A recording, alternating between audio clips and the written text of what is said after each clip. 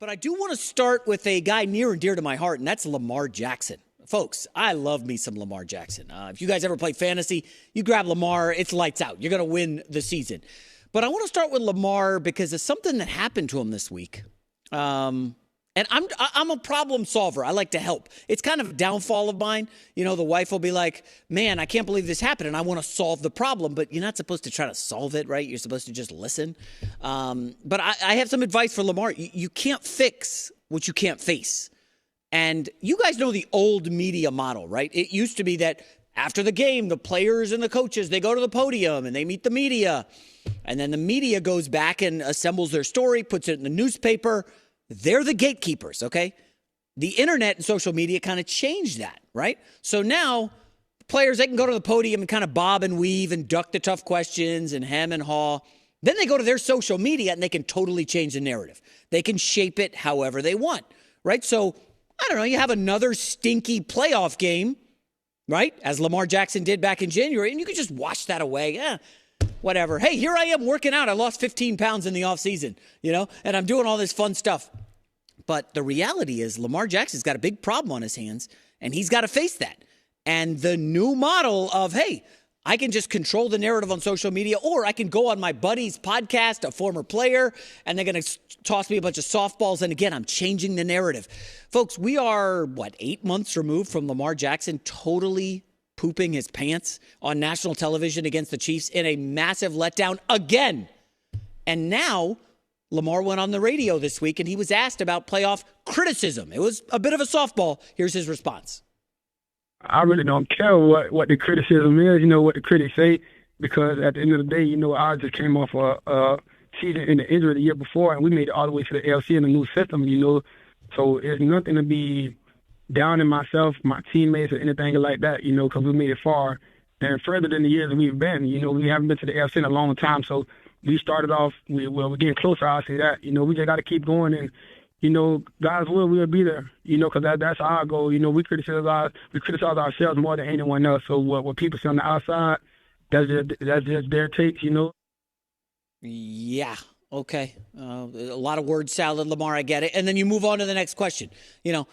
Look at the numbers, folks. Lamar, by the way, has the highest winning percentage of any quarterback in NFL history to never win a Super Bowl.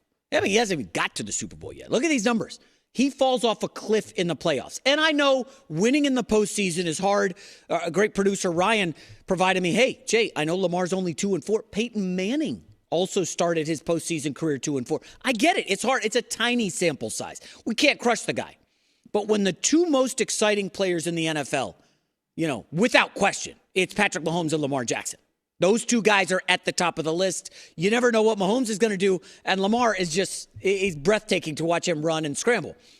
That being said, why is one of them stacking Super Bowls? Patrick Mahomes, 3 Super Bowls, 15-3 in the playoffs, and the other is stacking crappy performances in the postseason when it matters most. And that's Lamar Jackson, who's 2-4 in the playoffs. Folks, some of the numbers, again, people are just glossing over it because they're not going to ask the tough questions. Hey, Lamar, you have 3 fumbles lost in the postseason. That's as many touchdown rushes as you have in the playoffs. You want to look at the touchdown passes, 6, interception 6. It's not great. It's downright bad. Julian Edelman did call Lamar out this week. Yeah, that's rare. You'd rarely see player-on-player crime, as they call it. You need truth tellers like me to come out and be like, Lamar, what's going on? I mean, if I had the opportunity to sit down to Lamar, I'm sure there would be some, hey, remember, Jay, the game plan from the first time offensive coordinator Monken, not great, okay? The Zay Flowers fumble at the goal line. Remember that? That was pivotal. Okay, we do this all the time with Lamar. We bend over backwards to defend him when the reality is he's a lot closer to a guy like James Harden or Joel Embiid. Totally, utterly dominant regular season players. And then when it's down to crunch time in the postseason, when it matters most, what happens? Crickets. Lamar has not been good in the playoffs. That's a fair criticism. And then you want to drill down and say, why? Why is Lamar so inept offensively in the postseason when it matters? I mean, the 2 wins that he's had, they were favored in both games. Okay? So they should have won those. And in the losses, folks, he has never completed in those 4 playoff losses more than 58% of his passes. Now, again, you can, well, Jason, it's the Chiefs, it's Spagnuolo, he's great. I get it. Okay, fine. You know what? Win some damn games that matter. I had somebody compare, when I mentioned Harden and Embiid and Lamar, they were like, boy, those guys they're like every Netflix series I've seen. They start out amazing, and you're texting all your friends, oh, this show's amazing, incredible. And then it kind of sort of just goes nowhere, and you're like, and you maybe throw in the towel late.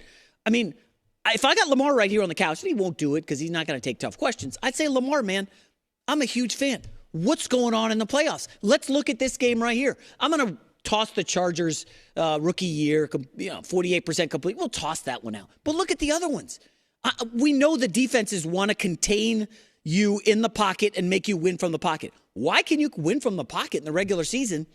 And in the playoffs, is it nerves? Are the windows that much tighter? Are the game plans that incredible from them and that poor from you guys? I mean, there's no more excuses, folks. John Harbaugh's a great coach. And I Ravens fans, I don't want to sound any alarms. I came here last year and I said the Buffalo Bills windows for the Super Bowl is closed. It's done. Lamar Jackson turns 28 in January. And I looked, they lost 3 offensive linemen. I know everybody's excited. Derrick Henry. Ooh, Derrick Henry. Oh, okay, we'll see.